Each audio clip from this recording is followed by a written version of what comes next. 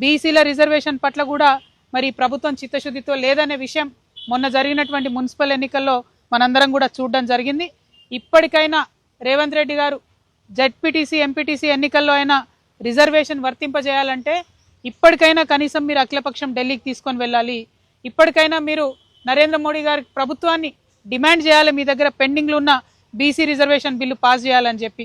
ఒకటెనుకొకటి పరీక్షలు ఉన్నా సరే, ఎండలున్నా సరే, ఏమున్నా సరే ఎన్నికలు పెట్టుకుంటూ పోతాం మేమని చెప్పి కాంగ్రెస్ ప్రభుత్వం ఏదైతే తొందరపాటు వైఖరిని ప్రదర్శిస్తూ ఉందో, మరి ఈ తొందరపాటు అంతా కూడా బీసీలకు రిజర్వేషన్లు దక్కకుండా చేసేటటువంటి తొందరపాటే అని చెప్పి మేము బలంగా నమ్ముతా ఉన్నాం.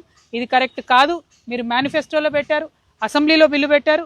దీన్ని సంపూర్ణంగా అయ్యేంత వరకు కూడా చేయాల్సినటువంటి గురుతరమైన బాధ్యత మీ మీద ఉంటుందని చెప్పి ఈ సందర్భంగా తెలియజేస్తూ, మరి రాబోయే బడ్జెట్ సెషన్లో బీసీలకు మీరు మేనిఫెస్టోలో పెట్టిన విధంగా 20,000 కోట్లను ఇవ్వాలని చెప్పి నేను డిమాండ్ చేస్తూ ఉన్నాను.